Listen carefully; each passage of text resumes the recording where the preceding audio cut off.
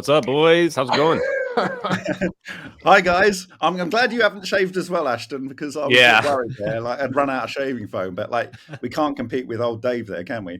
No, it'd take me forever to get where Dave's at. I'm trying to be capable. Actually, when I was younger, I used to have a beard down like here. I had this whole thing that I could save 3 minutes a day by not shaving, so I could do more work in the day. And over 9 months, it came down to here, and I'm thinking, look at all the time I've saved. But yeah, I look like baby Jesus. Dave, what is the plan with the beard? Is there a Zen thing going on here? Is there any long-term plan, or are you just spontaneous? Well, in Canada, it's wintertime, a combination of that, spontaneous, pretty simple. I've actually, believe it or not, I've trimmed it because this is like 6-7 months of growing it. So I know what Bob's talking about. So where are you in Canada? Because I've got some people up in Calgary, and that basically gets to really inhospitable temperatures. Well, I can tell you that right now I'm in Toronto, but silent partner of mine and I have a small laboratory out of Winnipeg, and it gets really cold there to the point where, at least for me, because I'm not used to it, but he is, for me personally, it hurts when I breathe. Like it's a pinching feeling.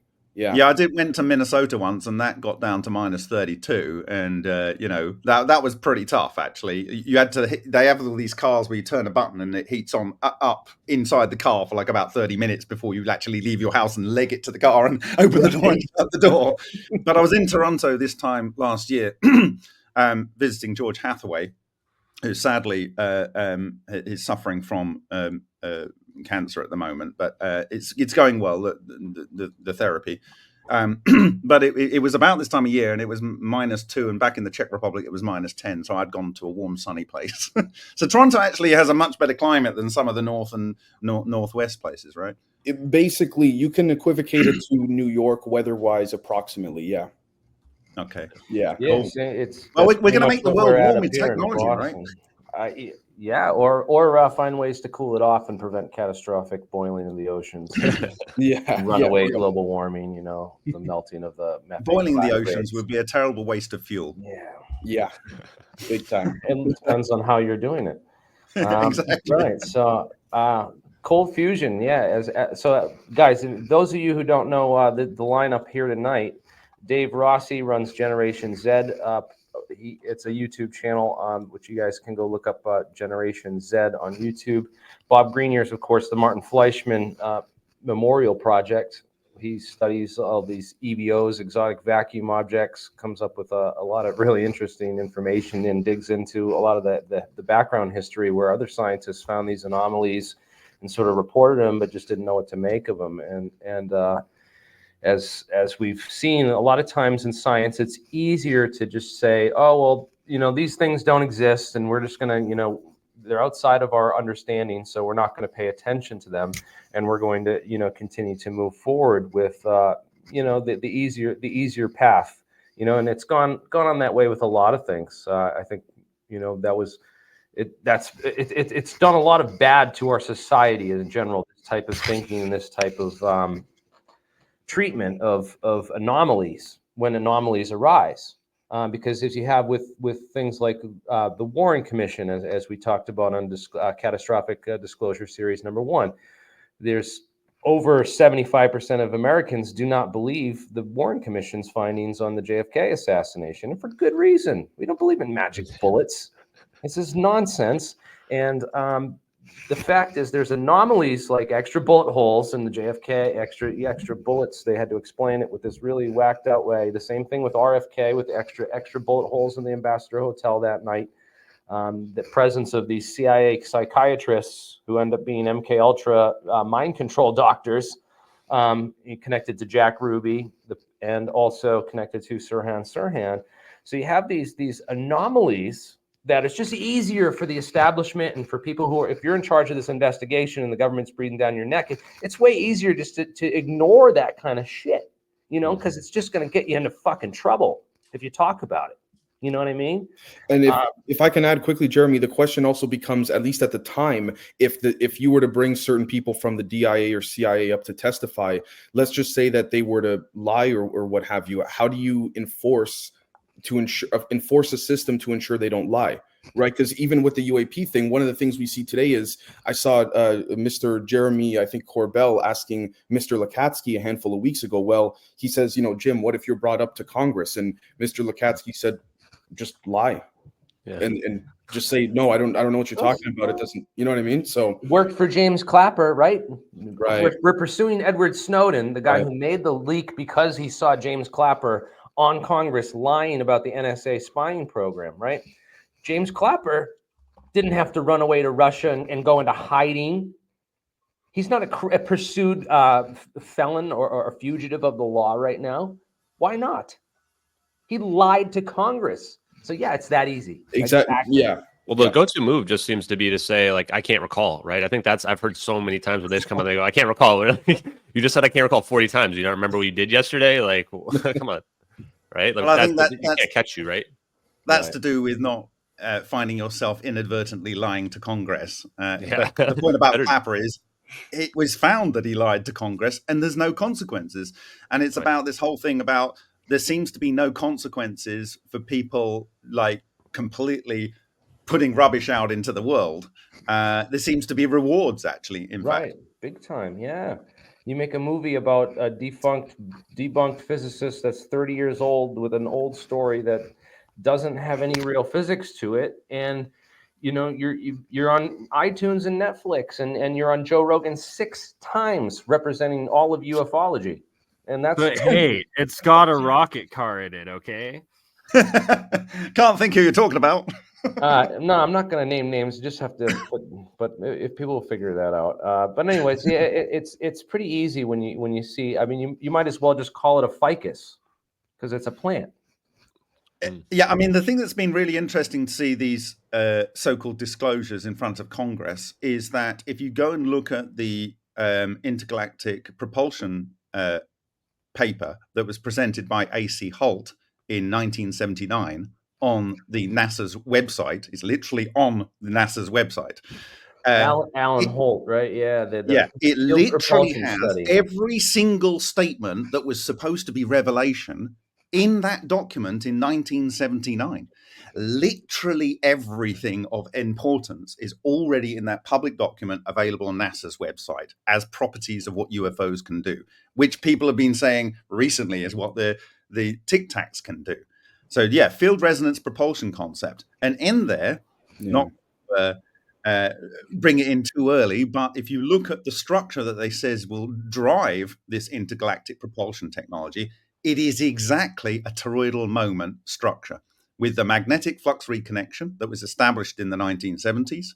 And exactly, it refers to a 1976 paper where they fired a laser in Japan into a nonlinear plasma and produced over 1,000 Teslas magnetic field. And this is with a single pulse, which has been replicated in 2021 and published in a major journal and funded by basically every energy authority on Earth that's of any significance. And yeah, so if you go down there and you read it, look at that. No, go up it's a bit. It's a plasmoid right there. Of course it is, but and it looks at anyway. Go down. You can literally see in there about the properties of the spacecraft. Look, where is it? No, not there. You'll find it, and exactly tells you exactly everything that is supposed to have been disclosed was already available. That is your magnetic reconnection, and that produces the toroidal vortex flux in the center. So they didn't know this was the toroidal moment.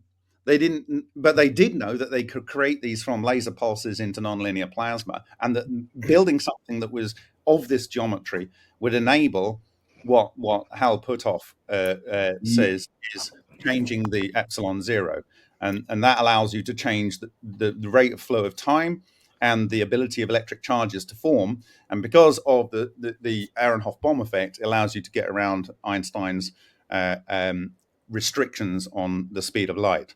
So it's known. Now, what happened to that?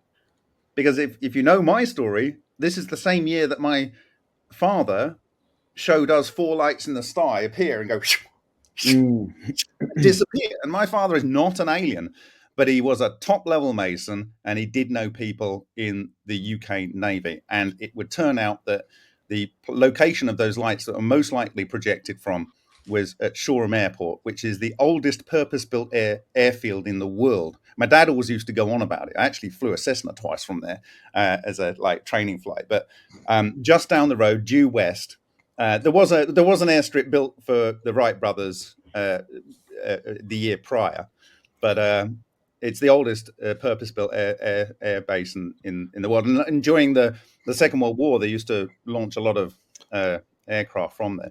But that paper there shows that we have been told nothing new in the last 2 years. Could I jump in very quickly, Bob, to stand on Bob's shoulders?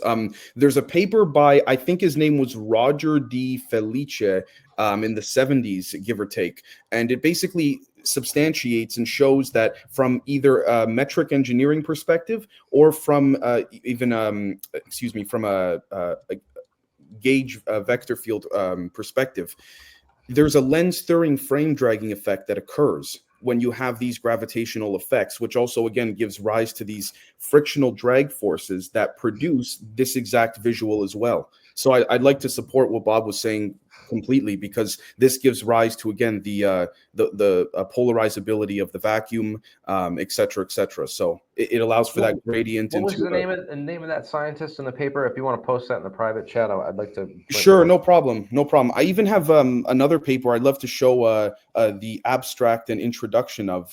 I can send to you in the private chat here, Jeremy. Give me some links in the private chat. I also want to take a look at that Lockheed Martin patent that Ashton had as well. Yeah. Do you mean the systems and methods for generating coherent matter waves? Yep. Yes. Yeah. I'm going to pull that up. I might even have it up. Yeah, the matter waves. Hey, Jeremy, I had an idea for an experiment. What if we were to take a powerful superconducting toroidal electromagnet and just shoot a makeshift particle accelerator at it and just see what happens? Like, do you think that would be enough to get the attention that we need? Like, I wonder if would we get like a knock on the door if we start to build any of this stuff? I think that's what Atlas is, right? Isn't that? Are you okay, Jeremy, if I sent it to you on Signal? Yeah. You could send it to me on. It's hard for me to get because that's on my phone. I'd really like to get it in the private chat right here. Can I throw PDFs into it?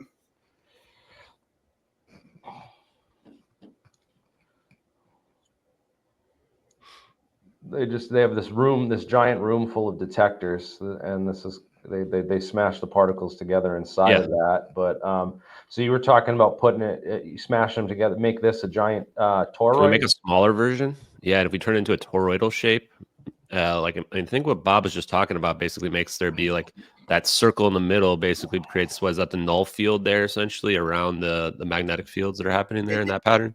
It's called a phase singularity. So if you can imagine a normal water vortex in your bath drain, and things are going this way and they're going the opposite way on either sides of the vortex. And as that goes down all the way to the bottom, at some point you get to a point where the particle doesn't know which way to go, and it also can't go up or down.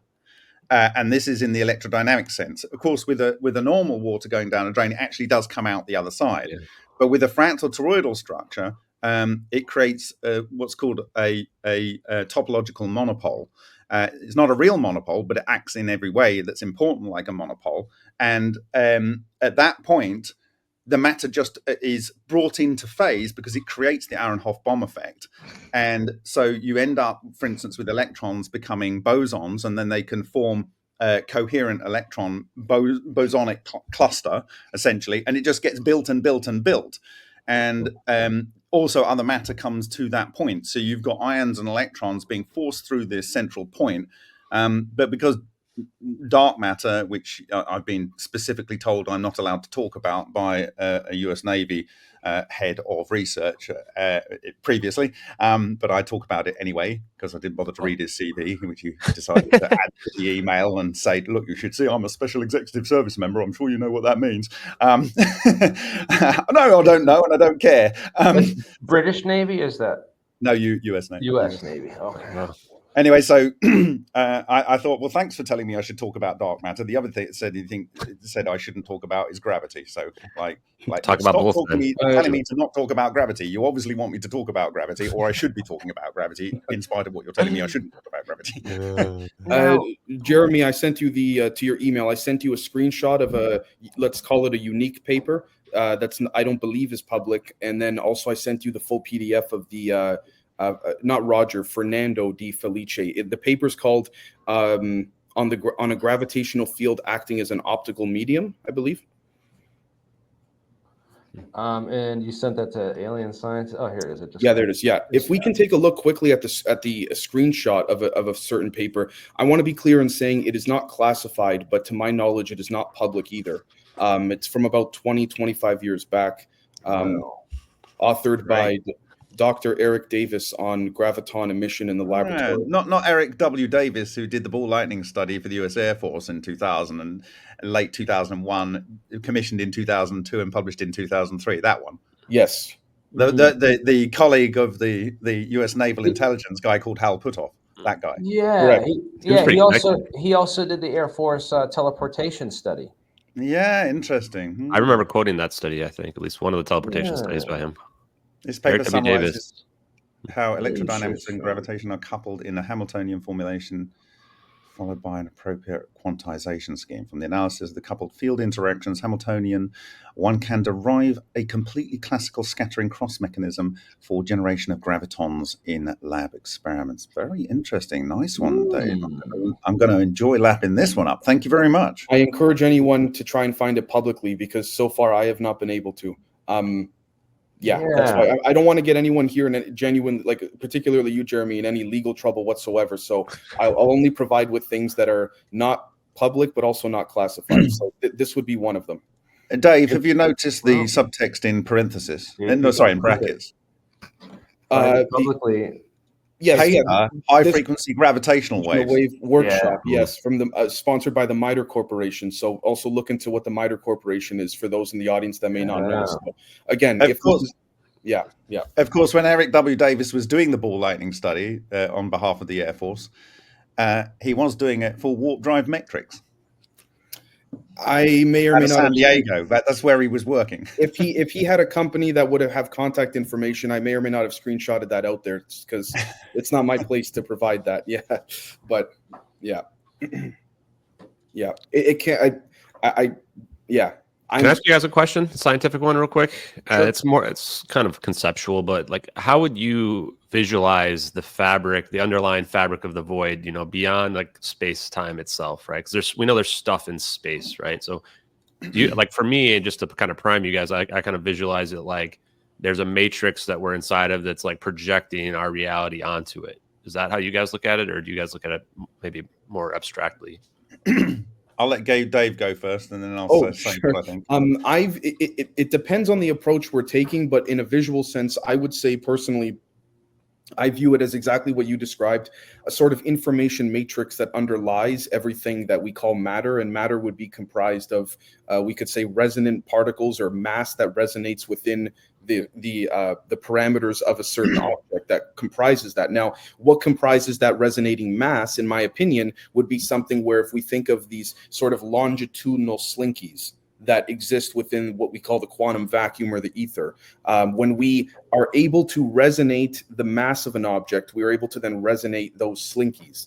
And then the question becomes, okay, can we manipulate it with sound, light, electromagnetism, et cetera, et cetera. So that's the way that I view it. It doesn't mean that it's the only way or the correct way whatsoever. That's just my personal interpretation. So also in the sense of how space-time may in fact be sort of like an oscillating, undulating sort of, how can I put it, set of very slow, like kind of like water waves, but obviously not nearly as dense, but can certainly emit power that's far more significant than anything known at the moment.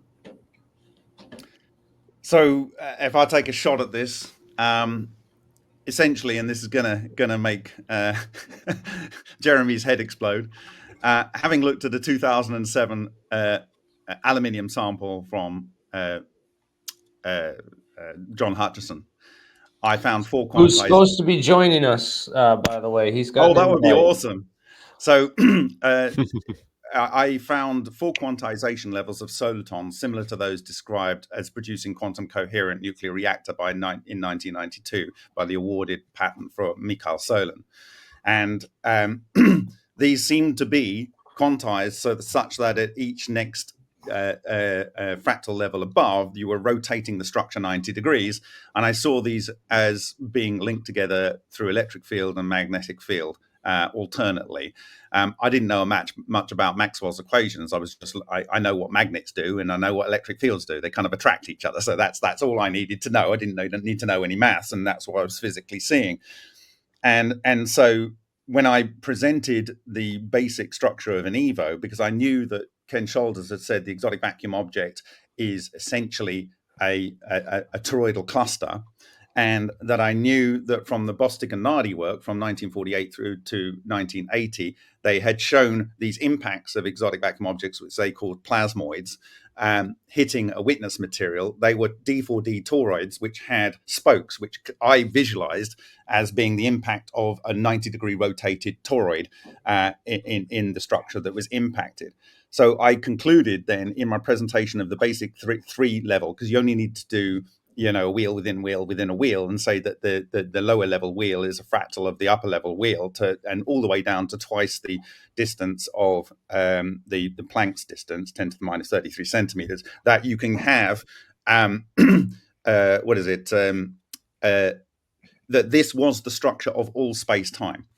And it was only when we found the collapsed wave function of these structures in a plasma reactor called Vega that was conducted in Holland and replicated in Canada by 2 MFMP volunteers, Henk Uren and David Bitlier, that I sent that to the Russians, and they came back with this classified fractal toroidal research that they were doing, which I've been told by people that shouldn't tell me these things, it had been weaponized during the Soviet period. And you can imagine what the kind of weapons they do, because they produce gravity and anti-gravity waves, it would seem.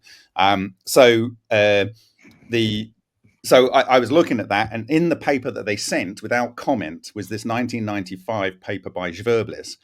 And he literally said, and with diagrams, well, you can only see it on my blog because it's translated. The Russian is translated, and I translated the whole paper, including all the Maxwell equations. So what happened was, he saw this thing in a Moscow basement in 1988 because he was looking at technology which had coils of coils of coils to interact with DNA directly through electromagnetics, because DNA is a coil of a coil of a coil of coil, right? So he thought that must be some sort of electric signal that goes through there that could be interacted with electrodynamically.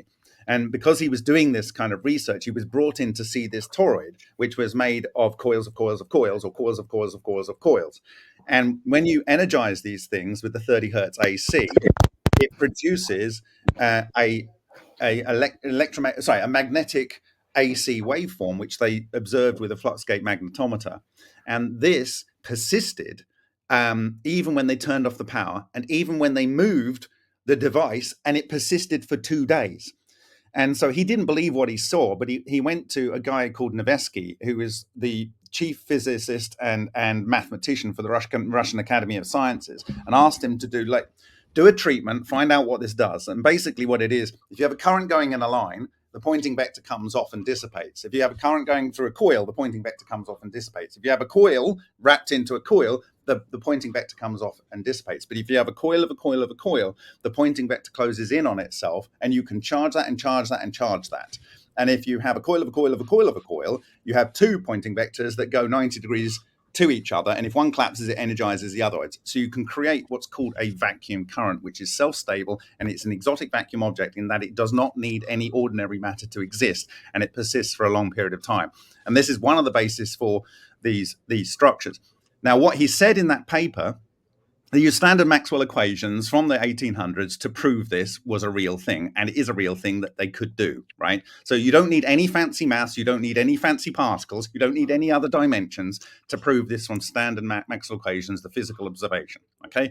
Now, what he found was, and he said in this paper, is that the fractal toroid is the only fractal that can fill all of space-time and leave no branches or gaps. There's one option in the universe. And so my intuition that this had to be the structure of the physical universe was supported in a review of classified Soviet energetics research published in 1995 and provable from Maxwell equations.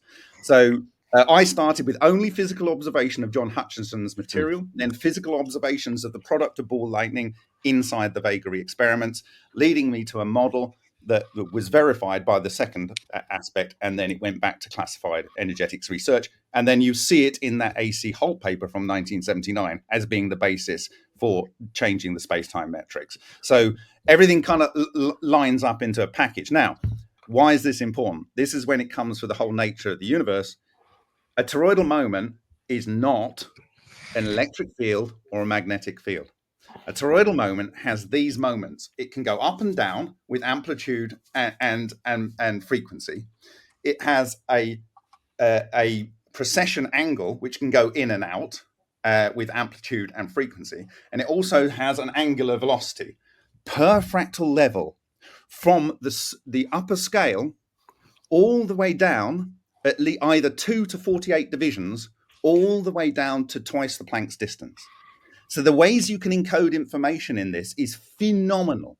And it's one, and the basis for this, in my understanding, is relic neutrinos, which are persistent across the entire universe. It doesn't matter whether you believe they came from the Big Bang or they're synthesized from supernova. Either way, they exist.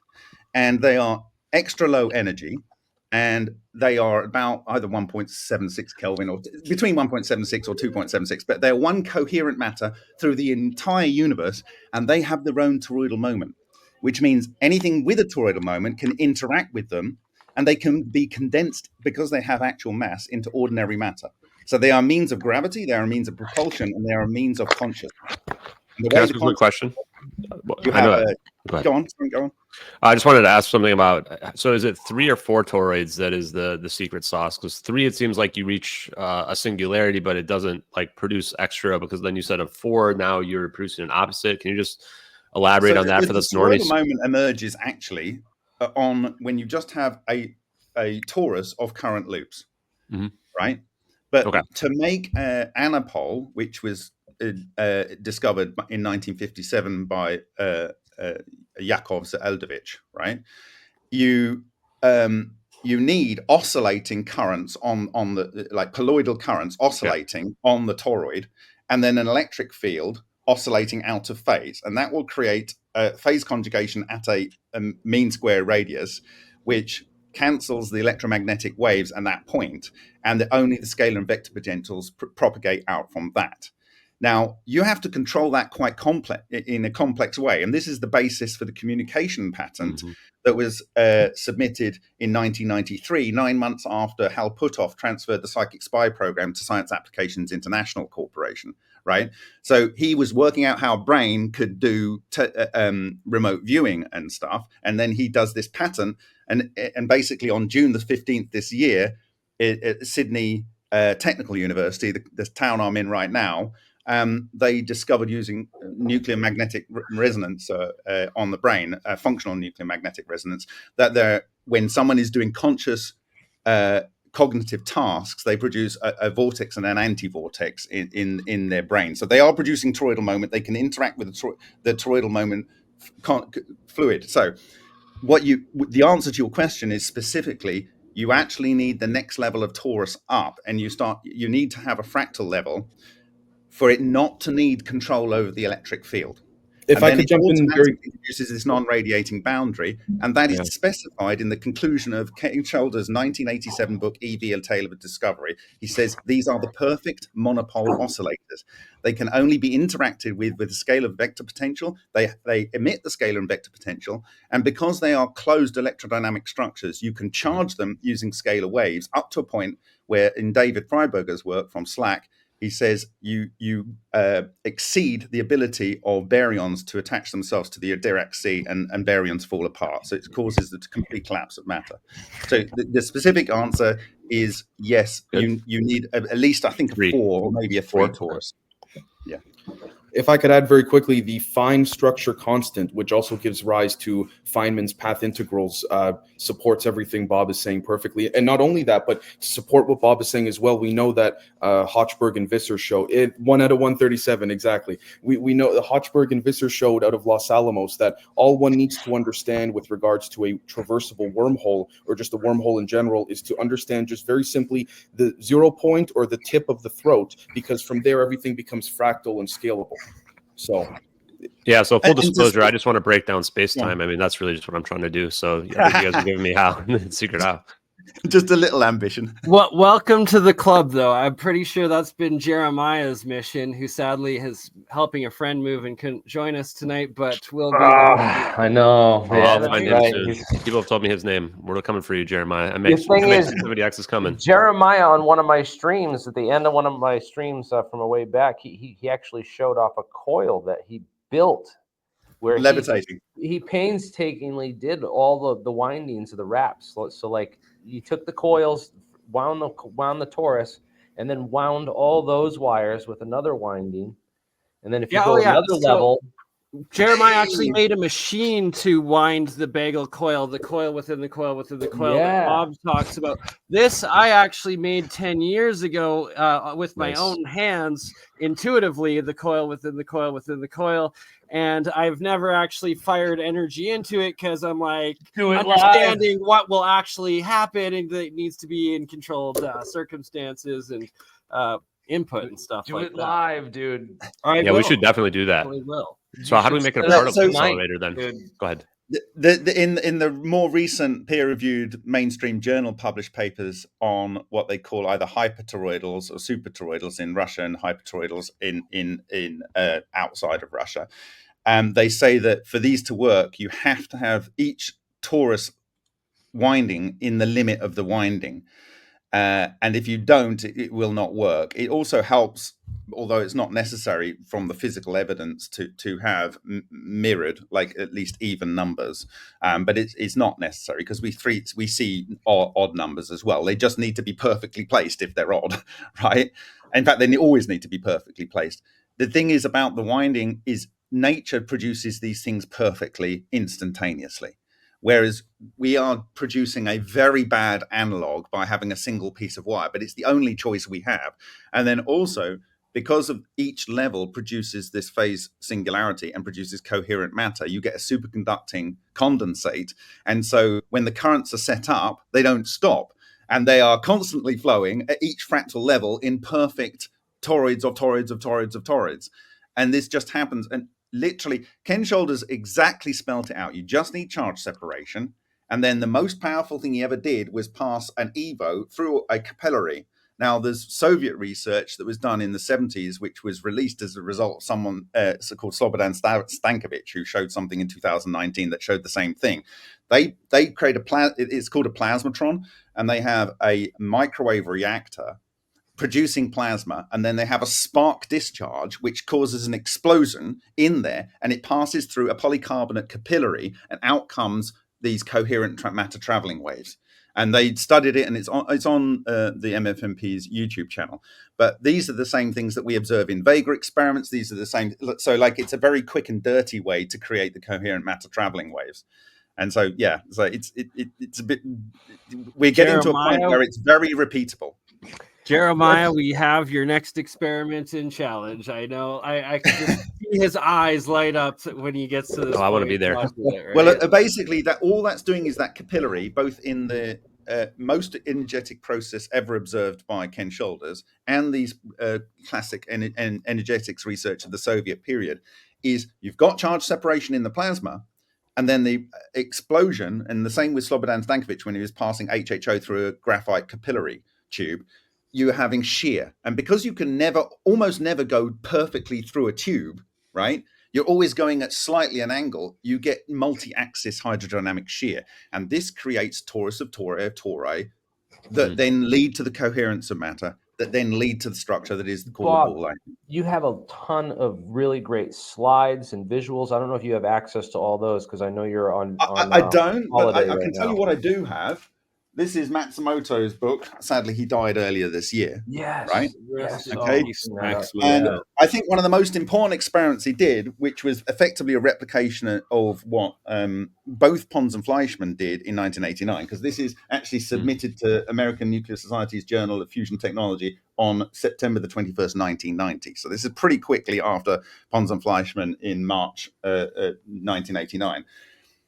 He put a piece of palladium electrodes in heavy water with an electrolyte and produced heat or whatever. But when he cut the electrodes open, he found that along the crystal grain boundaries, he found that it was eaten away, and it starts off being eaten away as little spherical areas at regularly spaced distances, as you can see in these diagrams on the crystal grain boundaries, and it ultimately eats the crystal grain array. So matter literally disappears from inside the palladium electrode, and around this boundary you get new element synthesis, which tend to be the elements in the Earth's crust, right? So some matter is completely lost, and this is what happened in John Hutchison's experiments in 1979. And also in my experiments that I have to send you samples of on all of my electrodes. Hold up the cover again. Exactly that. Oh, yeah, here. So steps to the discovery of electronuclear collapse. And what you've got here is a lead ball, and lead is 204, 206, 207, 208 nucleons. It's a sphere because it's inside this ball lightning structure. But out of the single pole, the topological monopole, you have a plume of carbon. And because carbon's only mostly 12, and it won't produce carbon-14 because it's radioactive, it doesn't produce radioactive material except for tritium. It obviously you can get a lot of 12 nuclei out of the inside of a sphere of piece of lead. Okay? And this is a simple experiment, and this is currently being replicated by some people that work at Los Alamos. Okay, the book is making a difference now. He published 100 of his own copies, handed it around at conferences, and only the Russians paid attention. And it's the arrogance of the West. $10, you can't beat that. $10. I'm buying it right now. Yeah. I can tell you we make, I think, 35 cents on that. It used to be 2 cents, but the cost of printing has just come down again. But it was almost at a point that I would have to have raised the price. But it's worth every penny because it literally walks you through the process. He nearly got everything right, actually. Guys, another good book is I read this one, Fire from Ice, with Eugene Malov on the history of cold fusion. Malov was an MIT physicist who was on the team working on this, and basically said that MIT fudged the replications that debunked cold fusion and have been used by the patent office. Well, they actually changed the data because he saw the data with the excess heat, and they removed it, and he got a new copy, and they literally removed the data 2 days later, and then that's what they then had a party planned to say the end of cold fusion. I've seen that happen so much. Yeah, I warned Jeremiah about helping his friend move. Like that's exactly how Eugene Malov died. He was helping one of his friends move in the hood of Baltimore, Maryland, and they apparently got mugged on the street. And Malov was the kind of guy who was just not going to give it up, or just didn't want, and ended up getting stabbed by the robber. They never caught the guys. But well, to be fair, it is Baltimore. Yeah, I know, but it's Seth Rich. Yes. Yeah. Bob, I can't believe you're only making 35 cents on each one of those. This is the problem with science, guys. You're not greedy enough. This is why we can't get enough advanced. You have to open source it. Otherwise, you'll either... It's worse than that. We also make it free as a PDF download from remoteview.icu. So I didn't even have to pay that $10 just now. Oh, man. Better. Okay. I have a question for you guys as well, for Bob probably specifically. This Lockheed matter wave, do you think these coherent matter waves can create gravity then, or gravitation? He's not even here. Oh, there he is. Do you think that the Lockheed matter waves are creating a gravitational force, or what do you think their goal is? What do you think they're going to do with that? So I'll use a phrase from the 2010 interview filmed by Nancy Lazarian with John Hutchison and Ken Shoulders. He says, "Gravity, I don't care about gravity. Give me propulsion any day. Propulsion works at any point in space. Gravity, they will produce propulsion. I suggest to you that they are also producing either gravity or anti-gravity waves, depending on the structure, but it's not important. They will wonderfully produce propulsion. There's several options for doing that. You can do mass rectification, because when you package material up into these structures, they can drop their mass to the mass of one electron. You can then accelerate them in even 240 volts, like a domestic socket here in Europe, to 1/10 the speed of light. And then you get them to hit a target, and as the containment breaks away, you actually get 1/10 of the speed of light of the previously mass and inertia shielded material hit the target, and it gives you a pulse, and you rinse and repeat. So this is one of the propulsion methods that was suggested by Ken Shoulders, just the mass rectification process. So like propulsion is far, far more valuable because it works when you don't have a gravitational body to act against.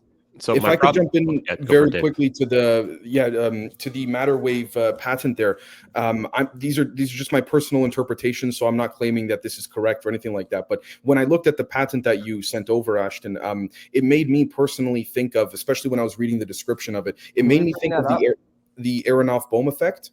And when I think of the Aronoff-Bohm effect, when you look, for example, you notice that there's a phase shift that occurs. Now, if one can induce various phase shifts and then perhaps find a way, as Gertzenstein proposed, to turn a spin 1 photon into a spin 2 graviton, it makes me think that there may in fact be something there. Now, I know Gertzenstein's proposal was very controversial. I believe it was running an externally pulsed RF and photon field through a static B field, I think it was. Now, that's also an oversimplification, I believe, of the Gertzenstein proposal. But the idea is, particularly if you look at the image on the far left, this idea that you have these sort of pulse width modulated sort of oscillations that could in fact be amplified using the Aronoff-Bohm effect on a very, very minuscule level, perhaps even with superconductors. I think there's certainly something that could induce.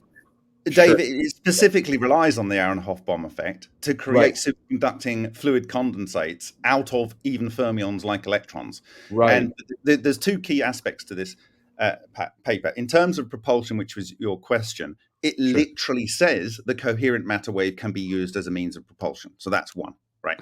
So that is one of the applications. And as I say, forget about anti-gravity. It's irrelevant when you've got propulsion, right? Because it works everywhere. It's much more important to have propulsion over anti-gravity. And then secondly, look at the structure in figure 3. That is the structure of the kind of structure you get, for instance, on the inside of the thunderstorm generator, these hexagonal and pentagonal structures. So if you look at the ball-like structure of a subunit of the coherent matter, okay? And so if you go, Jeremy, if you can wind on to, I think it's figure 3, the figure that's the front figure. Yes, that one. No, figure 3, the one that's labeled figure 3, not the third figure in the patent. This one with this formation. This doesn't have the name, right? The one that's labeled figure 3, that one. Yes. So that is the coherent matter structure, and that is, you get these balls, and they are obviously buckyball-like structures. And in fact, what was defined by Solin in his 1992 patent, bearing in mind this coherent nuclear reactor is in 1992, and they didn't make a Bose-Einstein condensate until 1996 or 1997, right? Officially, anywhere on planet Earth. He was literally calling it a coherent nuclear reactor. He says that it produces spheres and tubes. And if you can imagine, a tube is effectively just like a carbon nanotube, and a sphere is a carbon nanotube. A tic tac is like a carbon nanotube with two halves of a buckyball. This is exactly what it is, and in those structures, it has a Maxwellian, like 1864, vortex and anti-vortex structure that's built on those structures. And on the Henk-Uren-Vega Valley, we literally see on the boundary exactly the structure that was predicted by Maxwell in, I think, 1864, being both in terms of spin polarization on the copper oxide, where you shine normal light on it and you have these hexagons which are either green or red in a blotch pattern, or in physical cones that have the golden triangle ratio pointing into the center of these vortices on the boundary of the tubes, which are a superconducting magnetic fluid of electrons. And that's what Ken Shoulders said that these things produce, which is fluidized electrons. And for fluidized electrons to exist, they absolutely must be coherent, because you have to overcome the Pauli exclusion principle for them to occupy the same space-time and to become a fluid. And so, yeah, this is consistent. And in fact, they do not give credit to Shoulders, which I think is a little bit rude, because the way they produce the initial emission of electron solitons is exactly the method that is described by Ken Shoulders. But to give them their ability to do this, I would argue that Ken Shoulders never gave credit to the 1930 something proposal by Tesla for his electrical particles of matter generator, where he had either a tungsten filament or a mercury, which would produce a Taylor cone in the electric field, produce a soliton of electrons, and that goes through an open-ended vacuum tubes. They use dry steam to produce a vacuum, and then what you have is the electron soliton traveling through the water, is exactly what Ken Shoulders found was the best way to create the most powerful exotic vacuum objects. And so this has a long history. So Ken Shoulders did not, and neither did Bostic. Bostic was clearly replicating what some things that Tesla did and never gave him credit. So it's fair. What comes around goes around. Ken Shoulders and Bostic never gave credit to Tesla, so then maybe they're justified Lockheed Martin. But they want to have a patent here, and they don't want to reveal that this was already known in the 1930s, right? Yeah, I think Ken Shoulders at Lockheed Martin, you're doing Ken Shoulders dirty here. I mean, everybody steals everybody else's work, but not everybody's a multi-billion-dollar third-party contractor to the Department of Defense. So come on, they can throw one more credit in there for Ken Shoulders. Let's be real. They could do. Quite another question, a side note on that. So let's say, okay, we can make propulsion. I'm 100% all in on coherent matter wave beam, allowing to create propulsion.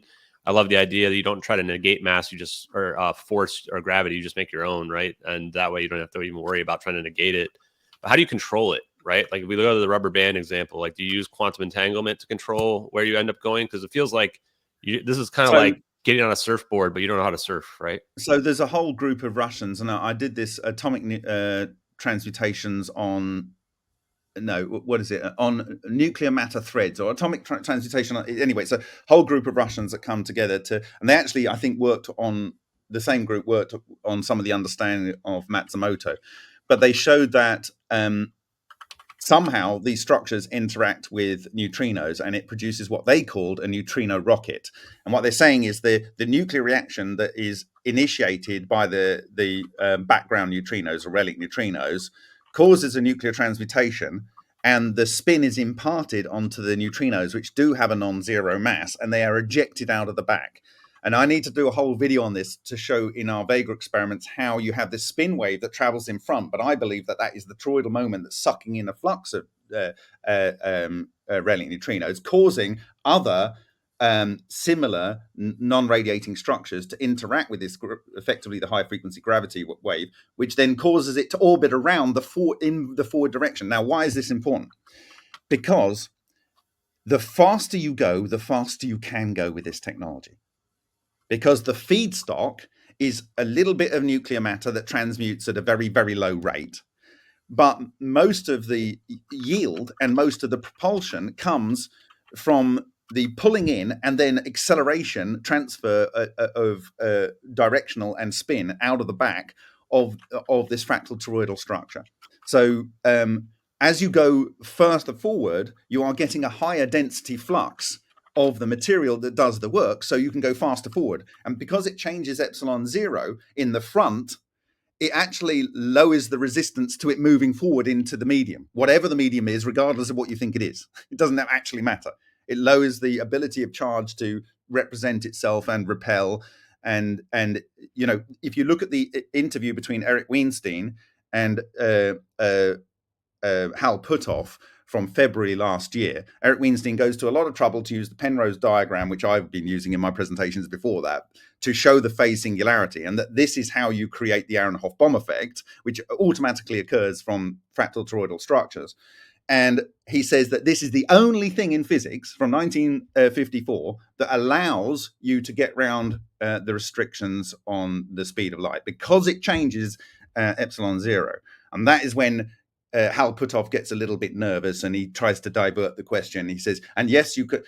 We can go even further than that. There are all types of complex toroidal geometries that which I've got 2 patents on, and I'm setting up a company for communications. And that's when I found his 1993 patent on creating a toroidal moment structure for non-dissipative, instantaneous communication, which can be encoded in so many ways. So follow-up question real quick on that too. So then how do you are you limited directionally on where you would go with something like that? How do you stop in that kind of system? It's extremely directional. You would break the stimulation of the confinement. So, and you would break it down. So what these structures need to operate is electrons. They love electrons. They live on electrons. And I'm quoting Ken Shoulders here. They need electrons. If you don't give them enough electrons, they will cohere the electrons they do have down into this coherent matter state, and they will fall off into a black state where they do not express any charge, and therefore they can't. Because they're not expressing charge and they're not going around in this superconducting loops at a fractal toroidal level, they can't express the toroidal moment, in which case they can't interact with the toroidal moment of the relic neutrino condensate. So you get to a scenario where it either shuts down because you don't feed it electrons, right? Or you can excite it and then maybe destabilize it. I wouldn't recommend that. I think actually what you need to do, you need to do this in a pulsed fashion. You need to do this in a pulsed fashion, because if you overdrive it, you might end up with the fractal toroidal structure. Its non-radiating boundary exceeds the boundary of the craft, but that actual non-radiating boundary has a zone where it literally destroys all matter. That's what's eating the spheres out of here. That you don't want to be on that boundary. That's like if you have the Corvette and like you don't just step on the gas and go to 100 miles an hour right away. You got to pulse it a little bit, feel it out a little bit, right? See how much propulsion you're going to get. Yeah, but also like if you wanted to travel through water, or you wanted to travel through a star or whatever, you would want the boundary to be fully spun up, because any matter interacting with that instantaneously collapses and its energy becomes part of the Borg, right? Here you've got to think of it like this. When you have a superconducting material, like if you have one electron and you feed it a packet of any bosonic energy, let's say a sound wave or a photon or even a bosonic nuclei or whatever, it will impart some of its energy to that electron, and depending on the dynamics, it can increase its kinetic energy vastly. If you have a Borg of trillions and trillions and trillions, like Googleplexes, like absurd numbers of electrons, all acting as one wave function, when the energy comes in, it has to dissipate through that entire structure instantaneously. So it's literally a Star Trek shield, but it's also a shield that will literally consume anything instantaneously. But it also causes your shield to break down, right? If you were to hit something though, right? Like isn't your shield, let's call it your wave that you're riding, isn't going to kind of break down and collapse to pull you out of whatever propulsion you're doing, or how would that work?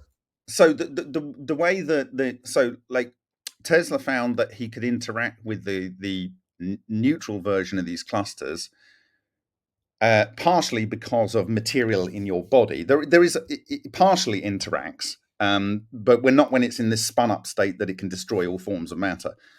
And then he had this silver activated zinc sulfide phosphor, like on a Crookes tube, and he could do these live X-rays on it, even through a brick wall, right? And we're actually in the process of replicating this in Canada at the moment, but we're so scared because the Geiger counters we have, they literally go completely off scale even when we're outside the building. We don't know what type of radiation it is, but we do know that these structures, they go into scintillation photo sites and they emit a lot of electrons, and so it could be a fake signal. But at the moment it's topping out even at 2. The detector goes up to 3 mega electron volts, and we've just literally got a spike at 3 mega electron volts, and the whole thing is flooded. Like, and you're saying this is outside the building, right? Not well, he's going long distance away. He's going behind different types of shields. So we're actually trying to build these Russian-derived shields for shielding against this type of radiation. So that what silver is the beauty of silver is it's solid state and it has the highest conductivity, which means it has the highest sea of electrons on its surface, which means the black state EVOs, when they hit it, it feeds them electrons and they go into the white state. Then they get trapped in the photo sites and they dissipate their energy over a period of time. So does that answer your question or not? I don't know. Maybe we lost the thread there.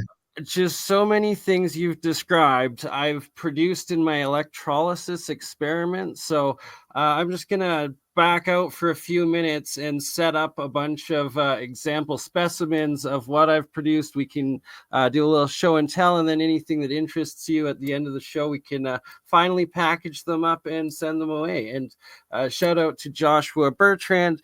I showed some of the aluminum stuff that I guess turns out to be this aluminum aerogel that I've produced, and I'll try to show some of the zinc and as well as silver. Well, aluminium goes to aluminium hydroxide often, but if you have it in electrolysis, it'll also go to silicon. Yeah, I've got like 8 or 9 different forms of each metal that it turns into. So, and then the electrodes that you might be even more interested in dissecting and taking looks at. And I've seen a lot of what looks like almost identical effects of the metal of like some of the Hutchinson reactions on my own anodes.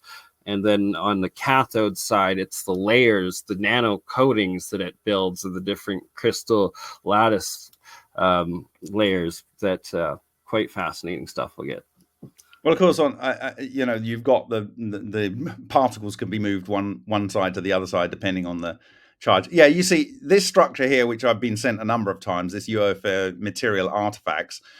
We've seen literally exactly this type of structure coming out of a spherical hole that was eaten inside a lion reactor. So the lion was He lived in Kenya and stuff, and he spoke Latin and Swahili and stuff. So he called everything lion. But anyway, that's the why he called it lion. But this guy called Neil Crichton Gold, who died earlier this year.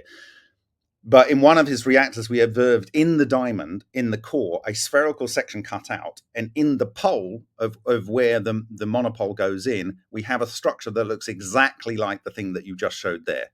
Right. And I think what it was, there was this thing in the sky and something fell out of the sky, and it was this UFO metal artifact. Someone sent it to me before, but it's exactly this type of shape.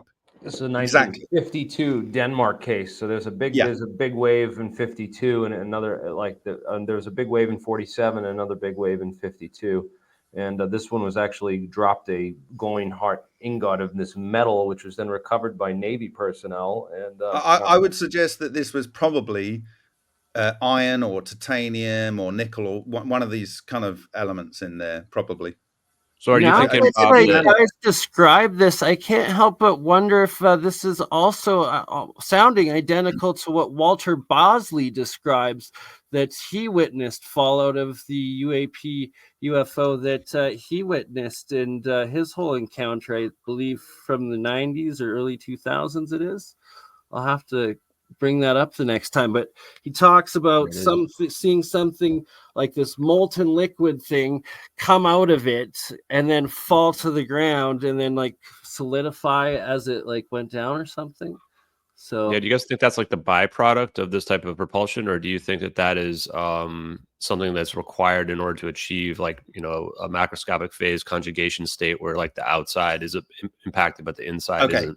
So there's two things here. The first example, I believe, is from the topological monopole that it gets spat out, and it could be that it's just that may not have been a technologically produced device. It might have just been produced by nature, and it's a ball lightning, and out of the bottom of this large ball lightning, that conical type synthesized structure has fallen. Okay, the other one with the magnesium bismuth alloy.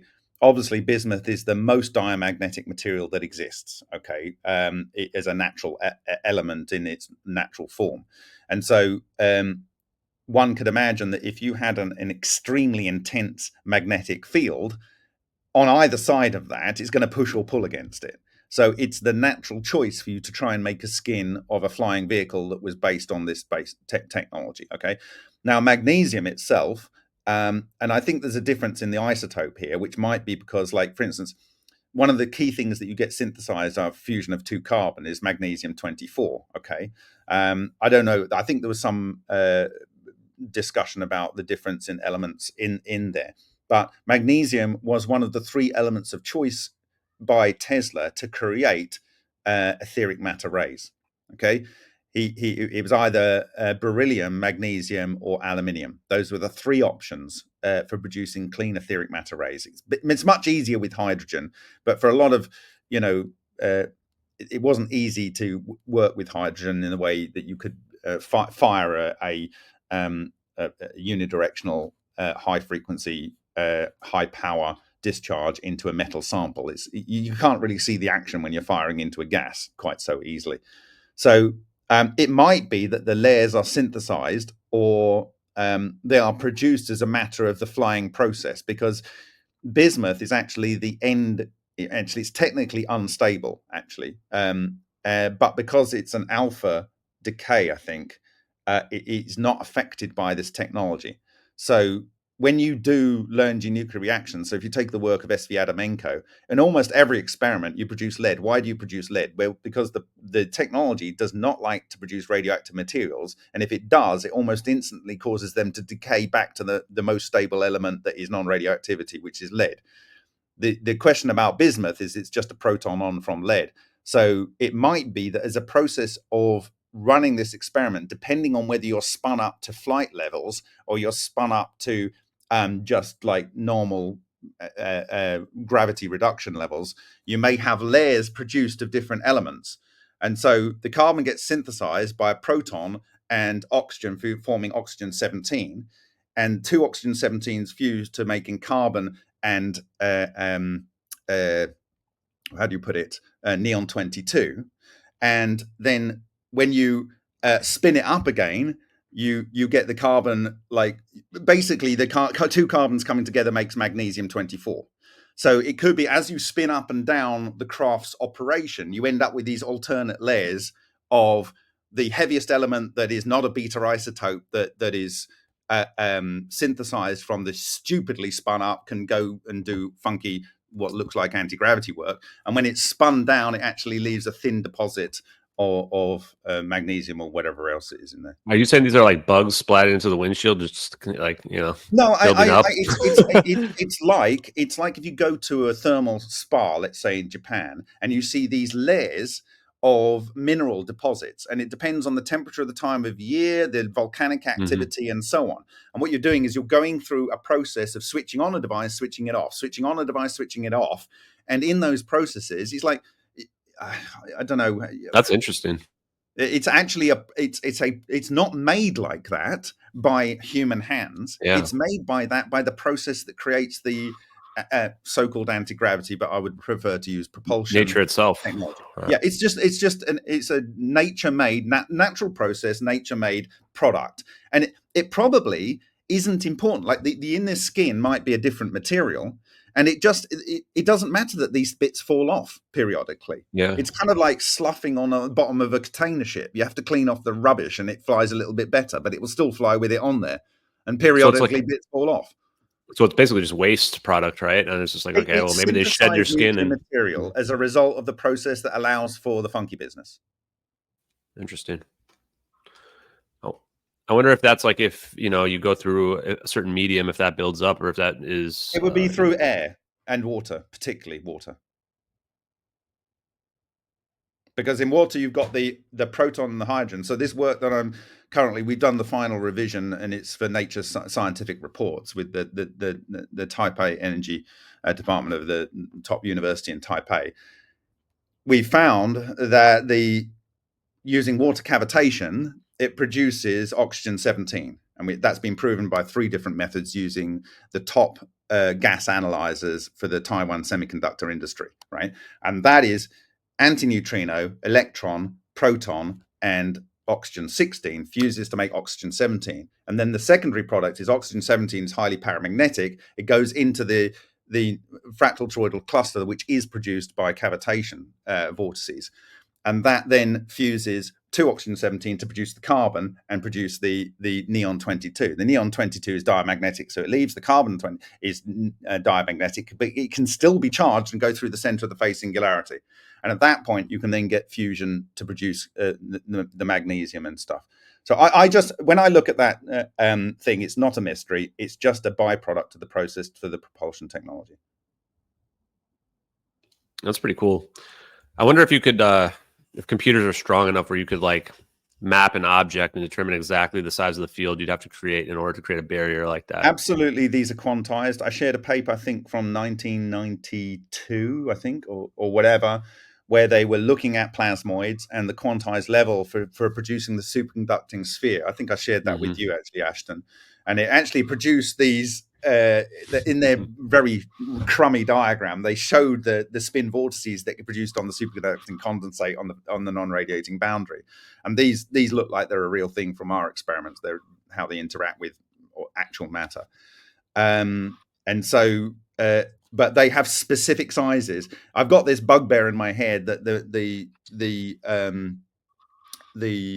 Frank Polifka Windhex device we're trying to replicate at the moment. We tried to make a miniaturized version, but the problem is if we don't have it exactly the right quantization level, it will never work. It'll have everything that you think is going to make it work, but it's like we are a manifestation of this technology in this gravity and flux of relic neutrino in this part of the universe, right? So like our gravity defines our expression of the program that runs the universe. And it will only work in several quantization levels at a particular point in the universe. But it will be the same program, and there'll just be a different metric that you put in to define what it is under certain gravitational scenarios. What's the name of the Windhex guy that I want Frank to look Polifka. up? Frank, how do you spell the last name? Polifka.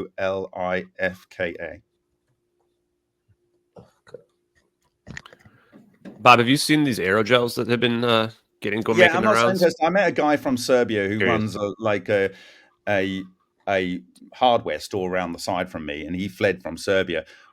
The US government were dropping aerogels all over Serbia and stuff, and the kids were picking them up and what the hell is this, right? What were they using it for? What was the point? I have no idea.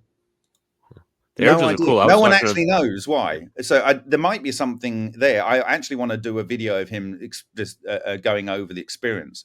They literally, no one knew. It was all over the press and whatever. It was never in the international media, but they were dropping these incredibly light, but they don't know what it was coming from. I mean, it wasn't directly killing anyone.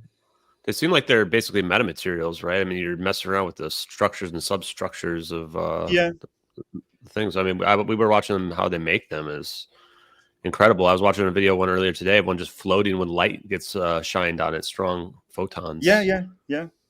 Yes, it's a metamaterial in the sense that it gets its properties of high heat resistance and also really lightweight from its structure. Yeah. Its structure. I mean, the interesting thing you've got there is porous SiO2 there on the Westwood aerogel there. And of course, there's SiO2, if it's in its proper crystal form, is piezoelectric. And so it can produce a lot of interesting effects. So maybe it's involved. I don't know whether it needs to be involved. I mean, so there's things like perovskite, and perovskite naturally has toroidal moments in it, right? So there are, and they're looking at that for toroidal moment metamaterials. So if you look at some of the more recent peer-reviewed literature on toroidal moments, they are looking at perovskite as one path to doing certain applications for things like communication and data storage technology. Okay. Natural proton conductors as well. Well, there's that, yeah. So like you've got two things going on which are good for this whole sort of process. They were looked at for so Binzhen Huang, who I'm co-authoring this paper with, he actually invented the first high-powered LED, right? And they've been running for 17 years in all these buildings in Taiwan, and 60% of them apparently are still running, right? These are the very first high-powered LEDs, right? And he says that I actually went to a solar technology sort of dinner after a conference that they had there. And they were saying that they used looking at perovskite because it has a much greater ability to change frequencies and capture much more light from photonic radiation from the sun. and you get a much, much higher yield. The problem is when you produce thin films of perovskite material, it's so incredibly prohibitive for use in solar panels. But that wouldn't stop if it has a use in the aerospace and military field. The cost wouldn't be an issue. The kind of cost that you're trying to get to for a consumer to run their energy, that's not an issue for the world of the military industrial complex.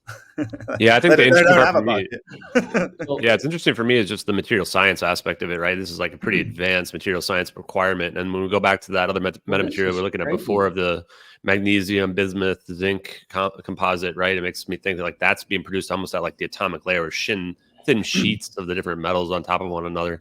That's what really impresses me, because I think that in order to achieve what we're trying to achieve from scientific perspective, breaking the fabric of space-time, you really have to have really extremely efficient material science, in my opinion. I don't know. I don't necessarily agree with that. And the reason is because ball lightning just gets formed in natural, and we are able to produce it at will incredibly easily, and we're just using hydrogen and electric fields. You got any video? Can you show some videos of the ball lightnings? Yeah, so like if you go to my ICCF 25 presentation, there is one of the late slides in that. We have a copper tube and we have the toroidal thing with the umbilical cord coming out. Now, the reason you can see the toroid is that the Sony Alpha that I'm using to look at that with, actually, that's not. That's actually with a normal iPhone, like high-end iPhone, but it's changing its exposure, so you can see through the sphere of the non-radiating boundary. You can actually see the condensing electrons toroid inside. Okay, so if you sorry, it's a bit crazy. I had to summarize 11 years of research in 20 minutes. No, keep going on. Keep going on. I've seen you go over a lot of this. No, towards the end. So real quick, one thing about it I would say is that it's the production problem I have no issue with. But the issue I would have is like, you need control in addition to production, right? I mean, producing the gravitational wave is great, but I don't want to end up inside the structure of it when I come out the other side, right? Like I want to know where I'm going. In the north part of the Vesica Pisces, you are safe. I think it's like still quite calm area. And if you look, so I worked out that it's 48 from the 48 divisions on the Hutchison sample. Okay, you're looking for a tube with a little plasma toroid coming out of it with a little umbilical cord feeding it. It's a little bit further on than that, because I'm talking about how it works, and then I'm talking about the practical applications afterwards. So bit further. Guys, I'm so sorry. I got to take off because I travel tomorrow, but I just want to say very quickly, because I think this is the first time that I've conversed with Bob in particular. Bob, this has been absolutely fantastic, and I want to thank you so much for taking the time to come on, because what you've been presenting so far is absolutely incredible. And I want to thank as well Jeremy, brother, for inviting me, and of course, great Ashton to see you here, and BurnEye as well. Pleasure, Dave. Shame it's been fun, Dave. So early, man. The party's just getting started. So I know I got to get up early to catch a long flight tomorrow, else I'd stay. Dave always comes in early, like makes solid points, puts it out, and thank you for joining. We'll see you when you can come again. And 100%. The other thing too, I don't mean to put you on the spot, Jeremy, but I'd love to have at some point an open discussion back and forth with Mr. Desiato, if he'd be interested, with regards to the matter wave phase shifts that we were talking about earlier. Yeah. And even Bob, if you'd like to jump in, I was trying to lead up to a particular interpretation of the phase shift of the potentials in the system there, but it's right there on the slide that Jeremy's showing. Afanasev and Dubovik discovered in his thesis in 1965, published in 1967, the toroidal moment. And he's talking, this is at Joint Institute for Nuclear Research, and this was some remarkable charge current configurations. I recommend everyone reads that. But the image that I've chosen there for that figure 13 is literally showing that these complex toroidal electrodynamic structures produce the Aharonhof bomb effect in the center. It's already, all the maths has been done. I think this is from 1992 as well. All of it's been done. It was all done by the Soviet energetics research, and the Americans probably found the same thing, but it was named differently. But they didn't have a proper understanding of it. Right. Dave, it's not over, man. This is just beginning. We're trailblazers in this field. Right. It's great to have an ally like you in this fight. So thank you. No, it's great to have allies like you guys. I hope you guys go for at least another couple hours, because We definitely will. I got to get to flight.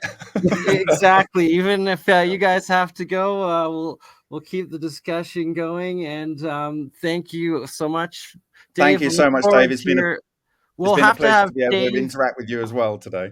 Thank you so much. Dave and Bob together on another APEC very soon. So we'll have to contact him and get that going, because get a full roster up. Also have Sal on there and a couple more, right? So be good. And finally, Jeremiah. All right. Thanks, guys. Cheers. Later. Bob, I don't know if we can switch gears now that Dave's out of the equation. Hold on, do you want to go just back a little bit? You can show the structure. You're almost at the right place. Just go back a little. No, there. That's it. So if you go and download the presentation, when you don't have it underexposed, you see the full sphere ball from the edge of that tube. But with this massively underexposed, you see the internal torus and the tube that feeds it, the electrons from the copper oxide in the inside from photoelectric effect. Okay. And every so often you see a little flash in that video, and that is it launching and going into the anode and leaving these toroid impact marks on the anode sheath. So we know what the internal structure is from the impact marks. We know it is this torus of torus structure. We know that it has this non-radiating boundary, but it's not fully spun up. And what I think it is it gets to a point where it gets so spun up that it literally chops its own umbilical cord and launches into the anode. And it's just amazing. And it's directional. You have this here. Yes. In a 1979 NASA paper talking about UFO and stuff. It's just amazing how long they've known a lot of this stuff for. It's criminal. Yeah, we've been teleporting stuff for like 30 years now. Davis, 2003 published ball lightning study, when he was commissioned by the US Air Force in October 2001 to find out anyone in the world that knew anything about ball lightning or related technology. He comes back with two principal things. One, the work that was born out of the study of John Hutchison's material, the Ken Shoulders exotic vacuum objects. There's one way forward to understand ball lightning. And the other one is the US Air Force classified under the clause of space and aerospace, a ball lightning study. Sorry, to understand ball lightning, the space and aerospace classified work that was done by the US Air Force in the 1950s and 1960s, which they still don't mention anything about in that ball lightning study by Eric W. Davis of Warp Drive Metrics. You can go and look at it. It's on the Black Vault, Warp Drive Metrics. Eric Davis ball lightning study. I think is Jeremy frozen. No, I'm just deep. I'm deep in thought about all this. And I wish that you had like more links to this stuff, because I'm watching. You can find it. Just go to ball lightning study, Eric W. Davis. I'm watching a video of a projector. I want to find the original video and watch this. And you can download the presentation off remoteview.icu. You can physically get the actual PPT with the video embedded. Man. Here, the one slides here. Yes, slides downloaded from there. Boom. Yeah. Awesome. This is what I was looking for. This is great. Okay. Yeah, download presentation. There you go. Let's get the presentation slides. Torus and a Torus. You want to look at it in PowerPoint rather than in Google. Awesome. Michael Perone will be joining us in about a half hour. Awesome. Download anyway, I guess. Yeah, it's not. I haven't put any bugs in there. I don't do that. I'm not playing games with people. It is what I presented. Maybe why is my computer mining crypto? It's all an evil plan to get a few extra cryptocurrency. I gotta go to an app store. Hold up, it's open in this application. Hold up, it's doing it. Well, it's PowerPoint. So, side note: who do you guys think could produce an engine strong enough to power like an accelerator? Do you think Boeing or Rolls-Royce might do that? We have to talk to. NASA a have particle already done a accelerator. study, and you can see it, you can find it on using plasmoids, which are these things, and firing them out of the back of a plasmoid generator for propulsion for space use. Perovskite. All right. I have to find this. I don't like NASA though, man. No, we're not going to do that. I want to make my own particle accelerator and shoot it at BurnEye's multiple layered deep dimensional toroid, or however we refer to it scientifically. Yeah. There he is. There he is. Scientifically, it is the bagel coil. Bagel coil. I want to shoot a particle accelerator, a bagel coil, and see if we can break the fabric of space-time. I'm starting to believe. Or we contact guys. Bob Lazar that supposedly has a particle accelerator in his yard that he made, and then use that to do it. And there you go. There's the perfect ratio one. There's your fractal phantom toroid. And so when we're talking about the 48 divisions, go to the first slide. Here's a piece of metal from Hutchison. Yeah, so there's 4 quantization levels there, and I'm only referring to 3, and each one is the substructure of the level above. Go to the top slide, the opening slide, the first slide, that one. Okay. Yeah. Well, I gave a presentation in 2016 in Constigliani di Asti in Italy to the Condensed Matter Nuclear Science group. And I used a different part of this structure, this stellate, rather. It's 2,800 years old or something, right? And it was the Maltese cross that was around the neck of the Syrian god. Why did I use that? It's because that was in the center of the shield of the Order of Electrical Engineers from the 1880s in the UK. And I thought, why did they choose that? And I went and found out that the Maltese cross is the symbol of God-controlled power. And I thought that was appropriate to put on the cover side. That was the first non-scientific physical evidence that I'd used in any presentation. Now, when I discovered this structure on the John Hutchison sample from 2017, if you go down, I realized it was 48 divisions. And then in the back of my head, I thought, oh my God, that kind of disky thing that's at the top of that stele also had something that looked visually about that. It has 23 and there's one broken off. But if you did a full circle, it would be 48. Okay. And then I thought, well, what the hell is this structure then? So I went onto the British Museum's website to find out what it was, because it's in the British Museum. And I went there to take this beautiful picture. And at the time, it's been slightly changed since. It described this disc here as the flying disc of the sky gods. Cool. Then I thought, hold on a minute. It looks about the right kind of divisions as the alien reproduction vehicle, so-called. It has 48 capacitor arrays. And what I didn't know until we started modeling these in 3D is that you can maybe fit up to 51, but to have the fields with their double layer not interact, 48 is the maximum. And it produces the maximum stability. The gravity waves are trapped inside, according to the concepts of the other guy that I talk.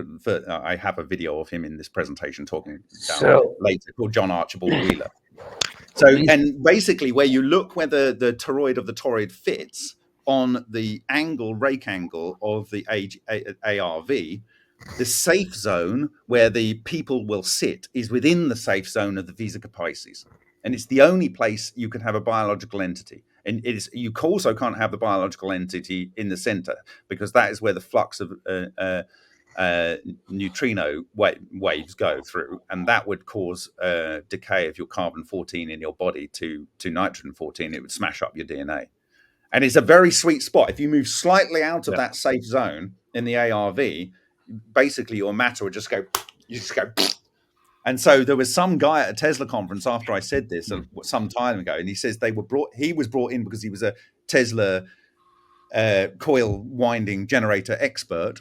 And he said they were brought in because some of the field generators that they used on the ARVs were failing, and they would end up with the passengers turned to mush because the central point that goes through is not balanced.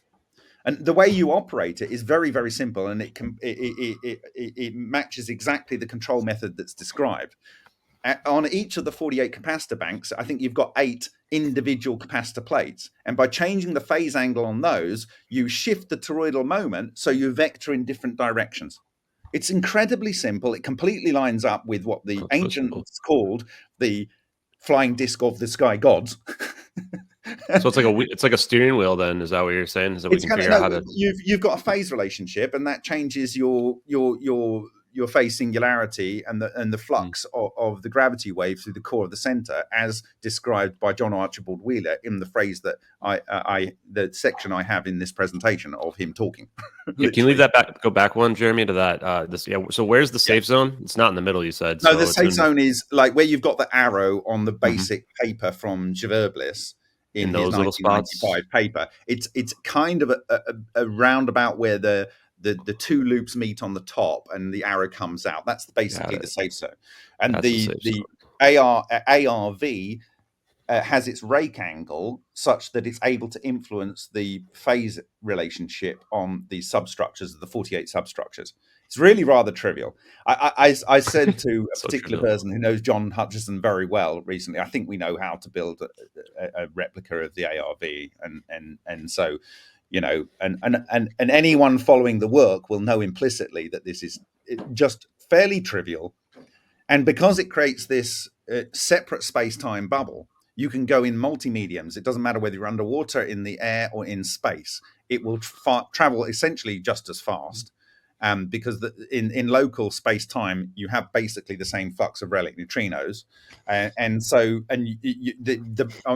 on this boundary, it doesn't matter what you're interacting with. It just goes through it.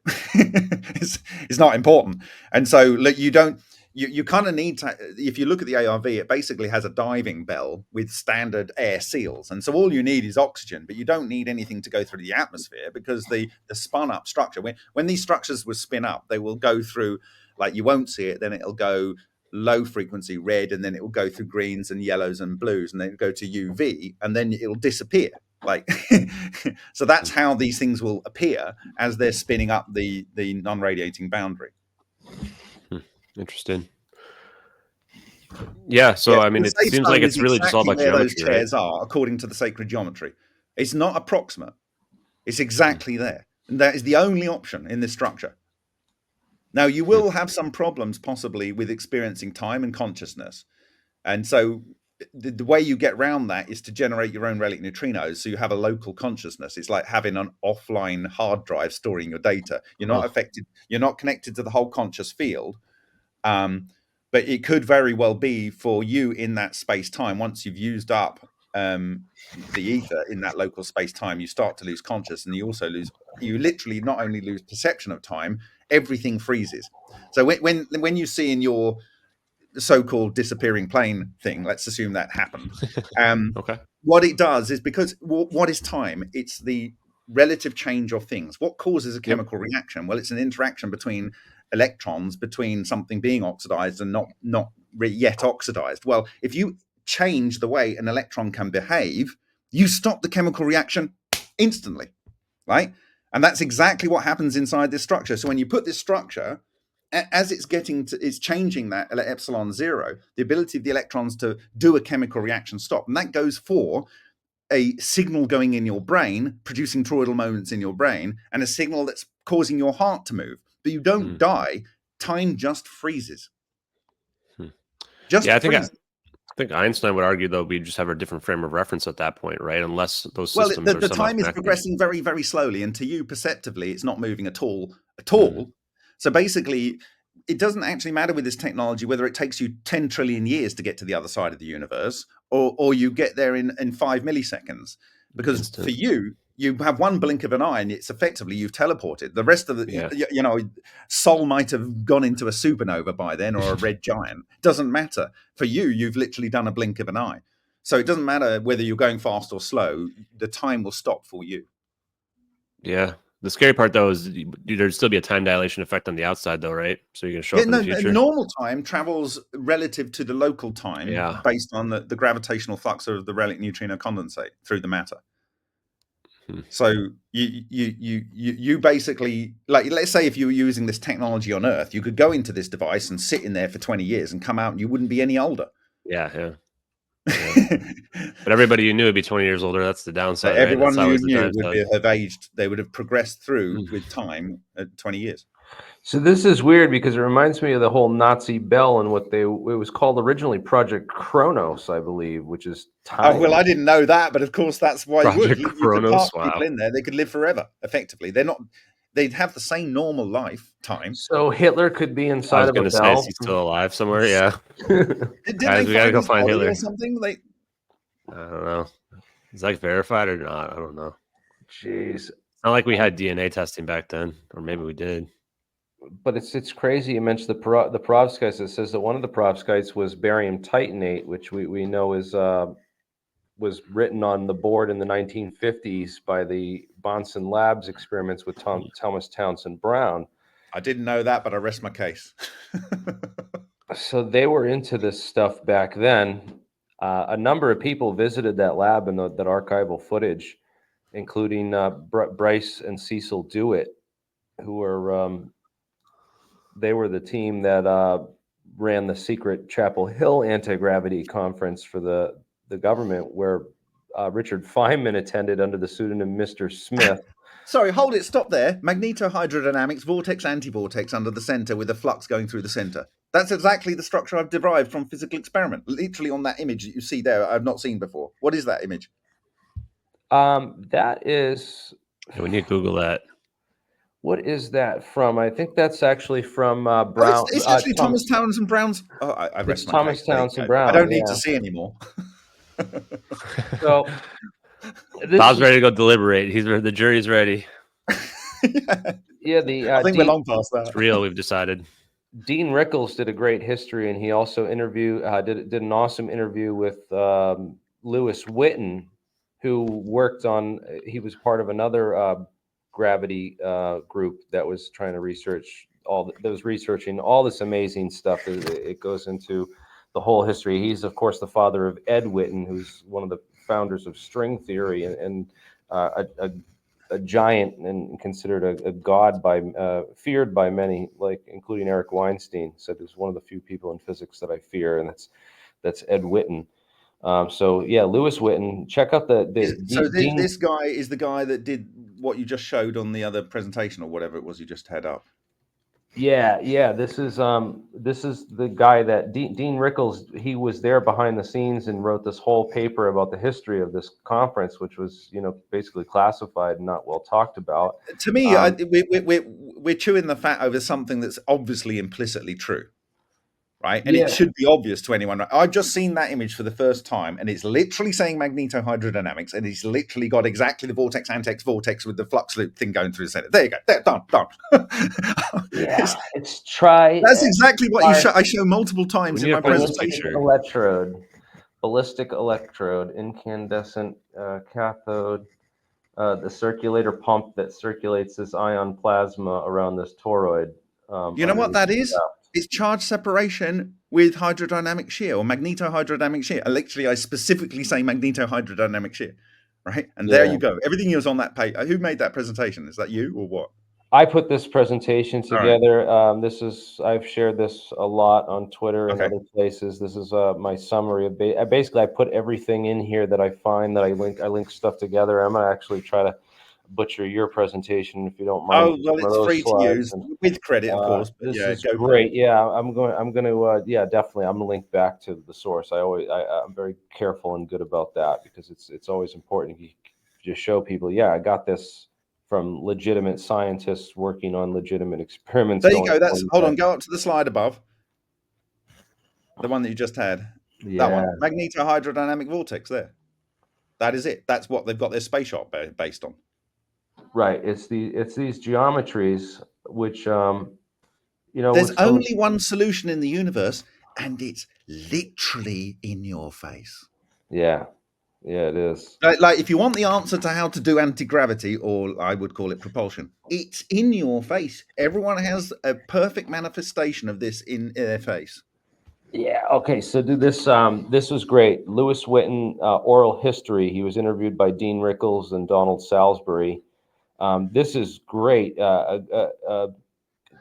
He reveals that Lewis Whitten says that he was recruited by Lockheed Martin. All right. So this was Of course. This was Glenn L. Martin Company. This was back in the original So days. was Lockheed Martin, huh? In Every time. 1949, Whitten was hired by them to work on remote control drones.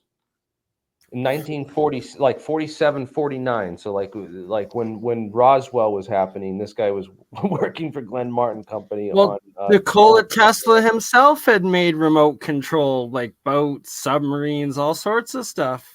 He also said in his 1911 interview in the New York Sun newspaper, using the application of this principle, we will create a flying machine the world has never hitherto seen before, which will have no screw propellers or control surfaces, but will be able to carry any weight and fly in any weather at fantastic speeds. Amazing. That's in Sun, New York, 1911.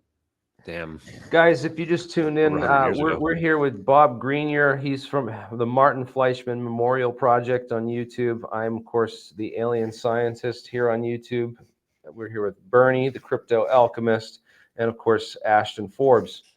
So if you just tuned in, this is the panel. We had Dave Rosi on here earlier with a number of other people that couldn't join. Unfortunately, we're trying to get John. We were trying to get John Hutchinson on here, but I don't know if this. I just emailed him again, so we'll see. And I saw he just posted a couple of videos on his own channel, so I commented there. I was like, "Hey, Bob, check your email." So, or Bob, yeah, John. Thank you, Bob, Yeah. for being here. And I'm just gonna run upstairs, get some boiling water to put some salt in, and then I'm actually gonna hook one of those triple coils into just a 5-volt electrolysis reaction, so we can see that, and that's what will be between Bert and Ernie there. Yeah. But well, just only 5 volts. I think we'll be fine that way. We won't destroy the world or open a chain reaction of. Yeah, we don't want to open any vortexes to the interdimensional, portals before Christmas. I want to see BurnEye disappear and appear like in our future, just as we're about to meet our maker. Then we know what happened. Right. Well, you can tell your kids that this is how Santa gets around to all those houses in a single night. Oh, that's the plan. So must be teleporting. That's it. I just want to open the portal to the nether dimension and have the demons come out and then play out the movie The Mist in real life. Except for the end scene. I don't know if you guys seen that movie. It's really dark.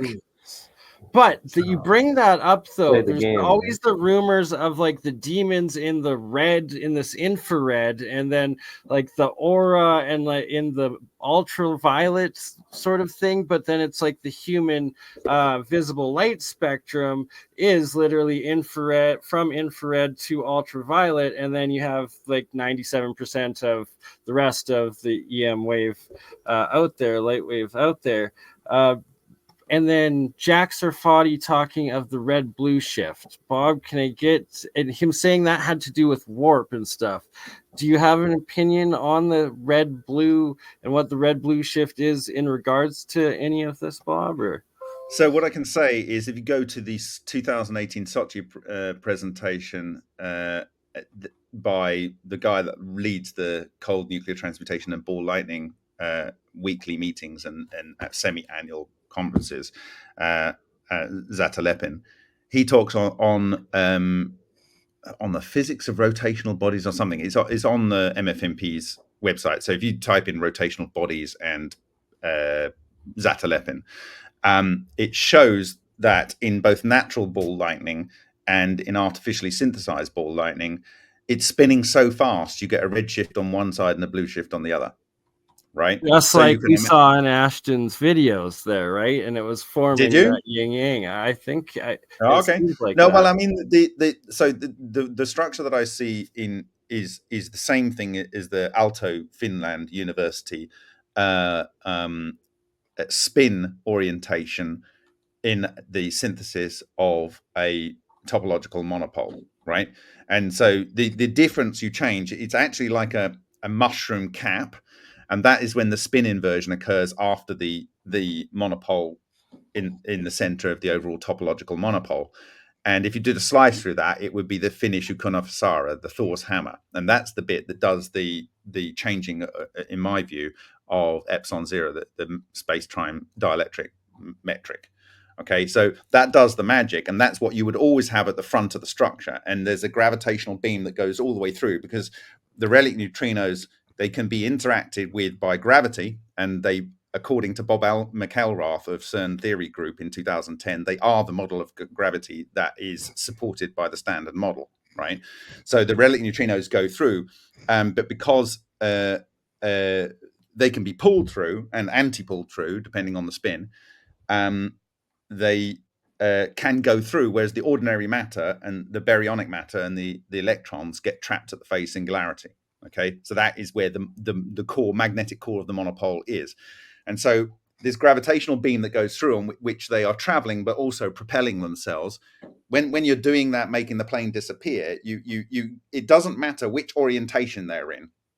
Okay, if you listen very carefully to exactly what is said in this presentation by John Archibald Wheeler, it's only when you link their gravitational waves that they then pull together. And what that does, when you get the three orbs, and you need three because only three defines a plane, right? If you have two, you only define a line. And because you need the azimuth of the three to go precisely and perpendicularly through the center of the three, you have to have three, because then you can control a fourth to do the volume to I don't know about the fourth. It's not necessary. You create a macro cluster, and you use the same technology that you use to move the individual ones to move the collective fractal that's on the level above that you've just synthesized. So what you would do is you would have phase conjugation beams, which is just 180 degrees out of phase electromagnetic waves, as per Tom Bearden, which I actually have that also in the presentation, Tom Bearden talking about that. So it's 180 degrees out of phase. You can look at his Oblivion book or his Third Lance book. He describes it very clearly. And then when you have the phase conjugation beams, let's say from your satellite or from your ground-based stations, you then cross those beams, and that causes scalar wave interferometry. And at the interferometry, you basically have a node that you can move around as fast as you can move around the two beams by orienting them from the satellite or ground-based stations. And because they are scalar waves, they can interact with the orbs, because only scalar and vector potentials can penetrate the outside, right, and interact with it. They can energize it and cause it to be on a node between the interferometry crossing point. Okay, and it's all clearly described in Tom Bearden's book. To me, it took like 5 or 6 years to understand what Tom Bearden was going on about, right?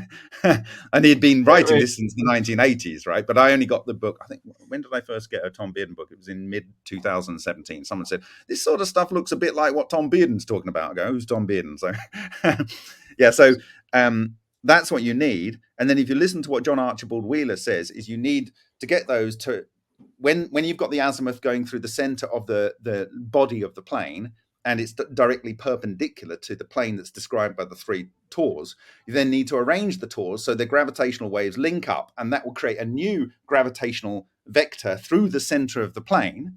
That will pull the tors in, which will increase the gravitational vector, which will pull the tors in further, and it's literally like that. When you link those up, it's an inevitable level, and it will go to the next fractal level. And at the same point, it will switch off the chemical reactions. It'll switch off everything, because you're changing the way the electrons behave. And electrons are everything that causes oxidation, right? I feel like just real quick on that. So the direction of travel, I mean, how are we? It feels like, are they being pulled backwards in this? Like, it almost looks like when you look at it, it's being pulled backwards. So you're creating that plane, right? You would need to track the relative positions per frame of the video that's taking this. Now, I don't know. So, for instance, so I think some people criticized it because they said, oh, it looks like the outside of the plane has been cut and pasted in a few frames. But that's because they're not looking at P and B frames, which is ways of encoding video information from your iframes, right? Your keyframes. If this was pure iframe, you wouldn't see that.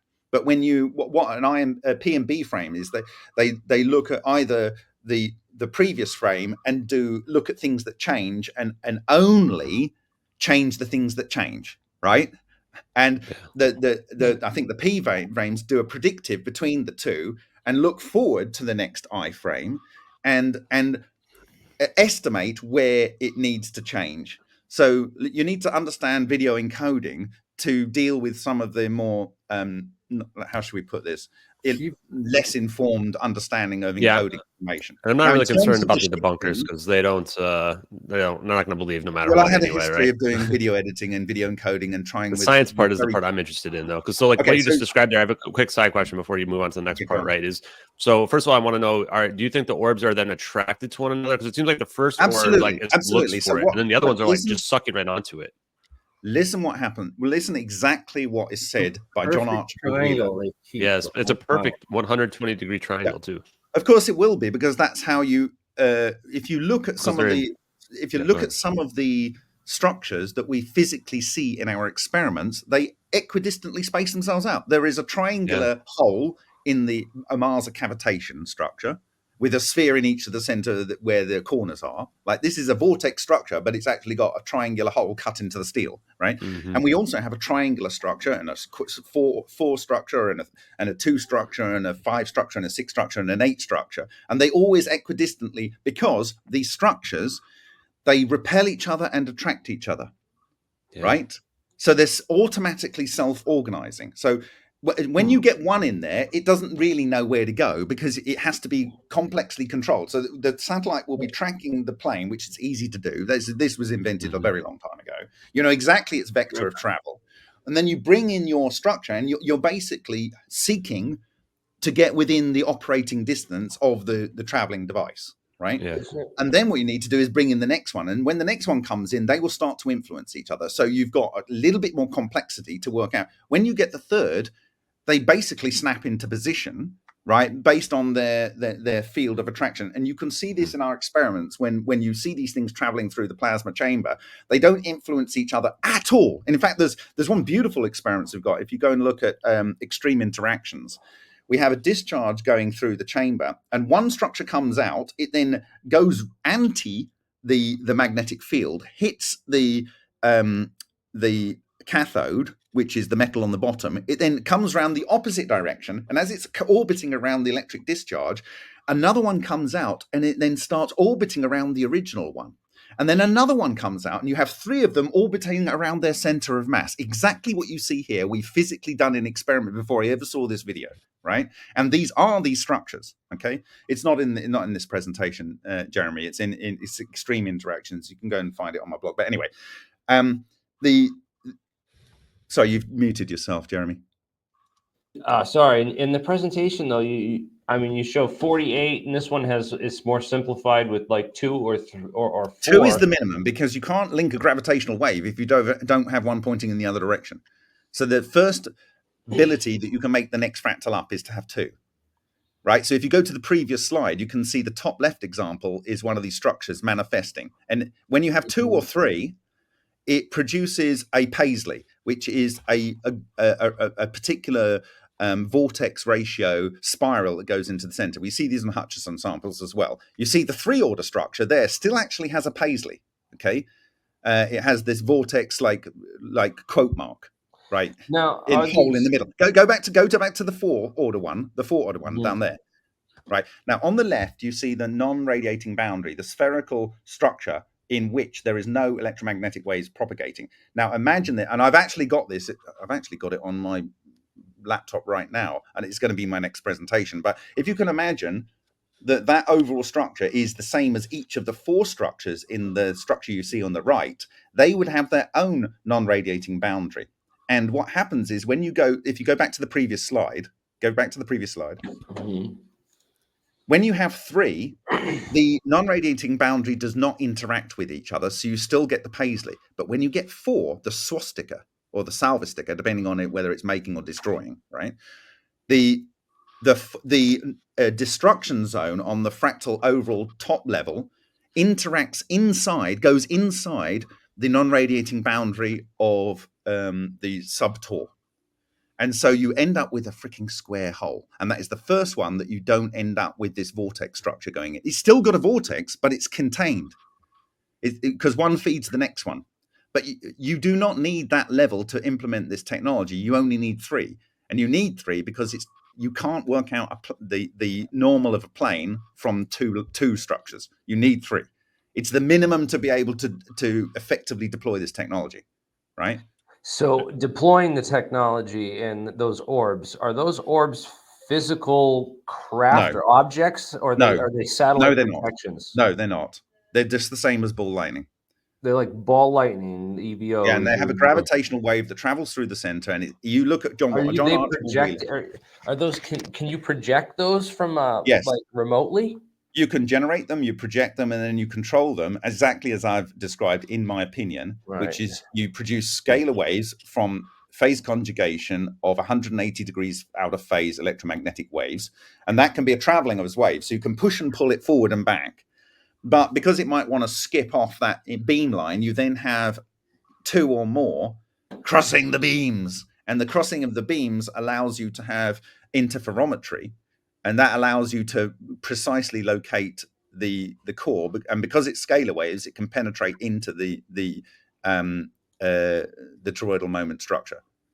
That would tell me then that things are being released like pretty quickly. Then they're not stuff that's floating around and then they're locking in later on. Like these things. You make it almost instantaneously. So if you look at one of the methods for injecting plasma into thermonuclear fusion reactors, it's called a plasmac, and a plasmac is in fact actually a similar structure to this. It's just not over energized to the point at which it reaches the non-radiating boundary structure. It's just it has a toroidal moment, and they inject the toroidal plasma in, and it's a way of putting the plasma in and adding plasma to a tokamak, for instance. Okay, so all these things were developed in the 50s. I mean, it's like, and you have to expect them to be pretty stupid not to have worked out how to do it since. I mean, there would have to be idiots with a big budget and not able to do anything competently. After they made the first laser, and they made the second laser, the first thing they did is cross the beams and see what happens. Well, of course, and you know what happens? You produce terahertz radiation in the beat frequency, and that was used in a cold fusion experiment that I saw in University of Missouri in ICCF 18. By Dennis Letts and Dennis Cravens, because there's no real easy way to create terahertz waves, because they are the wave that is the phonon distance between matter. So if you want to get a de Broglie wave that actually allows scalar interaction with the nuclei, you need waves at this frequency. But they did it by having two slightly off frequency lasers to create a beat frequency between it. And it was actually proposed by a guy called Lowe in 1973 that you could use lasers to create coherent matter and fusion. So it's not a new idea. So I'll have to get that. You have 20. You have some of the new ICCFs. That's the International Conference on Cold Fusion. I'm referring to ICCF 18. 18. I was Dennis Letts and Dennis Cravens used the beat frequency between two lasers to stimulate fusion. So people can go to coldfusionnow.org, and there's an archive on that site that has it doesn't have ICCF 21 or 22, but I'll try to get those. You can go to lena-canna.org, and you can probably go there now. lena-canna.org. It's run by Jed Rothwell. Canner. CANR. CANR. N for Nelly, not Cabba. N for Nelly. Nelly the elephant went to town. Yeah, I don't know why I did that. All right. Oh, this is cool. So if you go into the enhanced by Google up the top right there of the page, and you type in ICCF 18, you might get the full. I can't hear you right now. Sorry, I'm live and. Sorry. You want to jump on? You can. I was trying to. Sorry, I didn't catch any of that because two people were talking at once. So okay, go to the top right, enhanced by Google, and type in there ICCF 18 on the page. To the right of Lena Canna. Okay. There. Type in ICCF 18 -18. Well, that might work as well. They tend to put it. No, ICCF. I know. I did an exclamation point. And hopefully you'll find. So you have everything on your website, huh? This is not our website. This is Jed Rothwell's. Oh, sorry. But we we have scraped this whole database as well, so it's in our Lena database as well. Awesome. Yeah, this is amazing stuff, and I'm glad that these conferences took place and they kept going. I went in 2014 to the one that they had at MIT, And I covered that one. I don't know if you've seen any of those lectures, but those are still up. I was able to. Larry Forsley, there he is. Yeah, he's the U.S. Navy SPAWAR guy. He's the guy that's forcing everyone to consider this as condensed. What do they call it? What they're trying to get everyone to think of it as a lattice confined fusion. This is so that LENR, right? No, they're trying to call it lattice confined fusion because in my view, this is my stated view, and I'm going to state it right here. It's difficult to discover that this is ball lightning, and then you don't get to all of the magic technologies. It's all about the terminology, huh? Whatever you call it, right? I feel like a lot of scientists and academics care so much about the terminology. Well, it's how they compartmentalize it and use the algorithms to control it, right? These day and age, I think you have to know how the system works as well, just to even get information out. Well, I'm sure they'll call all this pseudoscience, and I think there's a lot of pseudoscience that's mixed in with this too. There's something like 70 different theories, and probably at least 69 of them are wrong. Yeah, all fun and games till you teleport a Coke bottle to the next room, and it gets real serious. I mean, I like. Although we're not advertising Coke, are we? Coke. No, I mean, equal opportunity. Pepsi, you get a little shout out too. Maybe and don't forget No Name Brand. RC Cola, you got it. Rola Cola. So who came up with that hydroton model of the? I think it was Edmund Storms came up with that. That if you take that chain and actually, you know what happened? I was talking about a particular presentation about Ken Shoulders, Evos, and ball lightning, and the day after or 2 days after, Melvin Miles asked the MFMP, and I give permission to access the archive in one zip of Ken Shoulders' works. And within 8 hours, Edmund Storms had also requested for the archive of Ken Shoulders' work. And then about 9 months transpired, the US Navy representatives started publishing disinformation about EVOs are nothing more than Coulombic explosions, or they're nothing more than shape charges in ICCF 22 and 23. And I asked the US Navy to retract those. And then I would write a section of a book on cold fusion for the person that's writing the book on cold fusion, if he got his former colleagues to retract those 2 disinformation pieces, which they have not retracted. But Edmund Storms, right here, who worked for Los Alamos National Laboratory, came out on Lena Forum to say that he actually probably does believe now that exotic vacuum objects are what is going on in cold fusion, right? And I have full respect, because actually in 2010, when Ken Shoulders had that interview with John Hutchison, filmed by Nancy Lazarian, his wife, that he said that the only person in cold fusion he respected was Edmund Storms, because at least he was a real scientist. And he's come round after all these years to accepting. But he said specifically the group at SPAWAR have published that they're seeing neutrons, but they're not seeing neutrons, right? It's not real neutrons. These are fake neutrons. The Russians call them, what do they call them? I think they actually call them fake neutrons or pseudo neutrons.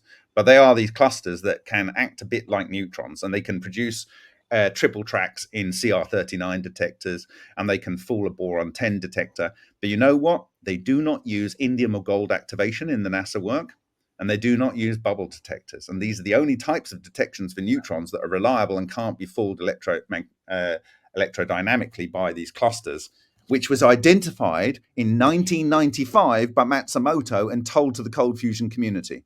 And I've directly confronted the SPAWAR group on this, even to their face in one conference.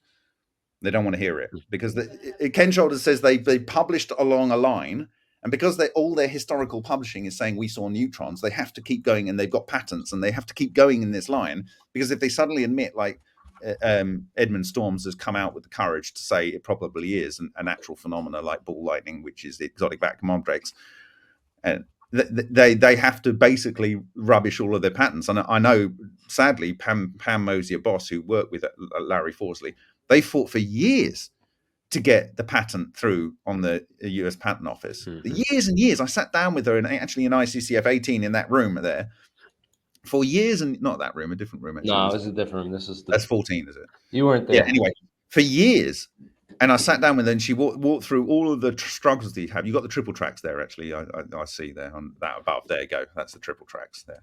Cold fusion evidence. That's in. You basically have a neutron coming in. It hits a carbon atom and produces 3 alpha particles. But the point is, these clusters are chunks of alpha particles anyway. So, like, and this was shown by S.V. Adamenko. He produced these structures which had something like 455 AMU, right? Which is like not any element in our near universe. Okay, and when these things blow up, they throw out a load of packets of alpha particles. So, like, it's a bit weird. It's like and they've already verified the S.V. Adamenko work. They brought it in 2015 to America. $4 million appeared out of nowhere. So they set up this thing called Proton Scientific. It was verified between 2015 and 2017, and then it became part of the National Nuclear Fusion Program. And they took down the Proton Scientific website. After moving the entire lab from the old isotopic factory outside of Kiev in Ukraine and verifying it. Yeah. And this experiment, it was using the old Soviet method from the 1950s of nuclear synthesis, artificial nuclear synthesis. And he set up the lab, and he started experimenting in 2001. It worked the first time, and he had 10,000 experiments sequentially in a line that worked 100% of the time. And he had all of the samples from the impacts, and he challenged anyone in the world to come and check. And the US did. And it's question for you on the same lines, Bob. So a lot of people in UFOlogy, I've learned, are saying that a lot of the stuff they're seeing, orbs, whatever, are human made. Do you think that would account for the more and more sightings we've seen over the years as well? Thank you, Ben. So at this time of year, you should see more of these type of phenomena. So I'm just specifically talking about between December the 10th and December the 14th, when there is a lens alignment between Betelgeuse, the Earth, and the black hole, so-called thing at the center of our universe. And this increases the relic flux. And in fact, we had our first successful experiment on December the 12th. And it wasn't until I looked at Joe Parr's work from the 1980s or something, 90s, that he identified